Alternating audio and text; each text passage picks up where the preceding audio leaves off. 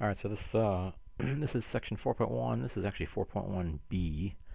So I'll put a little b here, I suppose. B 4.1b. We are going to, let's see. And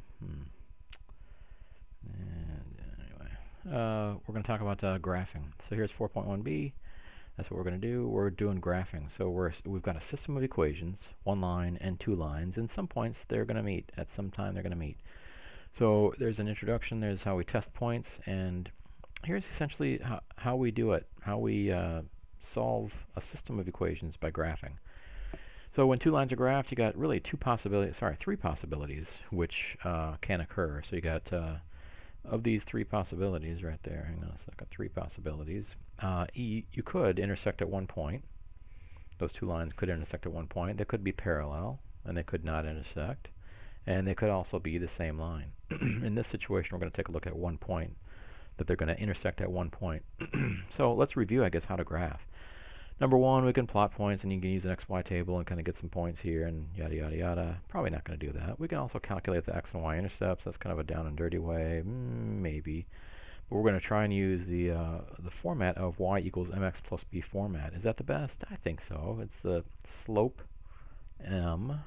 slope intercept form. So what we do is we find our slope. Slope is m.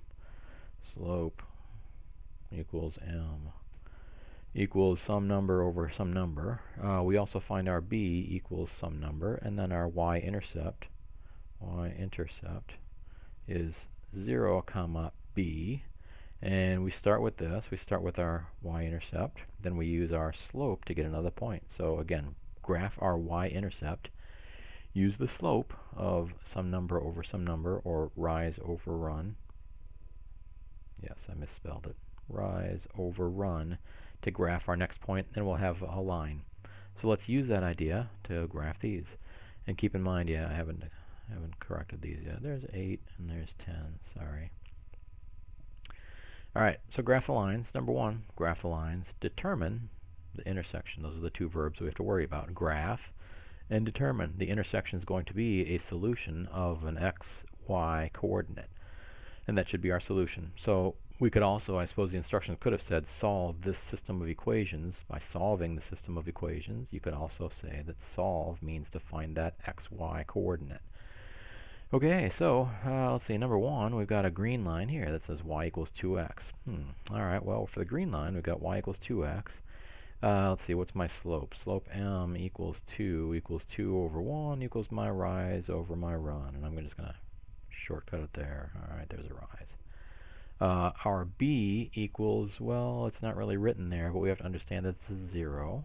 b equals 0, so that my y-intercept, y-intercept equals 0, comma 0, or 0, x. X is always 0 for the y-intercept. Y-intercept happens when x equals 0, and then the b comes over here. So there's our y-intercept. So let's graph this. Start with the y-intercept of 0, 0. And there's our point. Use our slope to get our next point. Rise 2, run 1. Rise 2 in the x in the y direction, run 1. And there's our next point. We could also say rise 2, run 1. There's another point there. So there's our straight line, and there's our, let's see, approximation of a straight line here, according to this guy here, according to my shaky hand on a big platform. All right, the next one is y equals 2. Y equals 2. Well, you know what? Y equals 2. That was a special one, wasn't it? Because if y equals some number, we could always say that y, if we turn it around, we get that funky h looking thing, because we can spin that y around and make it look like an h. So it's going to be a horizontal line. Horizontal line at y equals 2. So y equals 2 is right here, and horizontal is like that. So there's our horizontal line. Looks just like that. All right, so there's our red line as well. So there's our green line. We graph that. We're using the y-intercept, using the rise over the run. We got another point, we got another graph. The horizontal line, y equals 2, means that there's our horizontal line, and sure enough, they look like they intersect right there. So there's our point. What is our point? That should be the point. In the x direction, 1. In the y direction, 2. So that should be our point. Solution of 1, 2. Let's see. Let's just double check our equations. Let's see. Y equals 2. Y equals 2. So sure enough, the red one is happy. Y equals 2x. Let's go over here and just double check our y equals 2x. Y equals 2x. Y is 2. 2 equals with a question mark 2 times our x of 1. 2 equals with a question mark 2 times 1 is 2. Sure enough, it checks out. So this point satisfies both of these lines, and the system of equations is satisfied or meets, or the solution to that system of equations is right there. So there's how you basically graph a system of equations. Well, here's a similar one, I guess. Y equals negative 3x and x equals negative 1. We can do the same thing. We can do, let's see, here's a green line. We got to, I guess, instructions say graph these lines and determine the intersection. Intersection should be at some x comma y solution. In other words, we can also say solve this system of equations. We'd have to come up with an xy solution to make our system happy. So here's our green line. And we could say, well, let's see, what's my slope? Slope m equals negative 3, or negative 3 over 1, or 3 over negative 1 equals my rise over my run. And I'm trying to stay away from the graph. Oh, yes, by the way, that's 8 and that's 10. At some point I'll correct that, but not right now. My b for my y, for my green line, y equals negative 3x. Let's see, there's no b there. We have to assume there's a plus 0, so b equals 0. That's a 0. And therefore our y-intercept equals, y-intercept happens when x equals 0, and the b comes down over here for our y-intercept, and there's our point. So y-intercept is 0, 0. We go over here, and we can now graph all the information. We can graph the green line based on this information. Start with the y-intercept. 0, 0, 0 in the x direction, 0 in the y direction. There's our y-intercept, and we can use our slope of negative 3 over 1, or negative 3, to say now we need to graph that. In general, in qualitative terms, not quantitative terms, but in qualitative terms, are we going to look for something that looks like this? Or are we going to look for something that looks like this? Which is a positive slope, which is a negative slope? Positive slope means we go forward in the x and up in the y.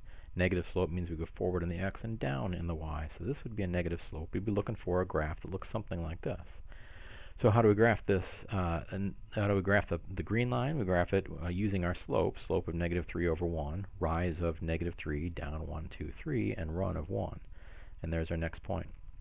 The other way I graphed it, or I described the slope, is 3 over negative 1, rise of 1, 2, 3, and run of negative 1. Negative 1 in the x direction, positive 3 in the y direction. So there's our 3 points, and if I can approximate that, that's not too bad. So there's our green line. And again, it does have a negative slope, just like we're looking for. All right, so let's go to the other one, x equals negative 1. There's my red line, x equals negative 1. Okay, remember this is a mnemonic that didn't quite work as well as the other one. If we've got x, we can kind of take off half of it and say if x equals, then, oh yeah, it's a v, vertical line. So it's a vertical line at x equals negative 1. This is horizontal. This is vertical, up and down. So vertical line at x equals negative 1. There's my x equals negative 1 right there. And there's a vertical line going something like that. Going something like that. Not bad. And there's my red line. And there is the point. I would assume that that point right there would be the point, because it should be on the x equals negative 1. So I'm assuming my solution should be right there, which would be negative 1 in the x direction, negative 1, and 1, 2, 3, 3 in the y direction. We can double check. X equals negative 1, sure enough, that one checks out. And y equals negative 3x. Y equals negative 3x. Let's check to make sure that this point satisfies that line. Y is 3 equals negative 3 times x is negative 1. Put a question mark over it. 3 equals negative 3 times negative 1 is positive 3. So sure enough, yes, it checks out. So that point is a solution for our set.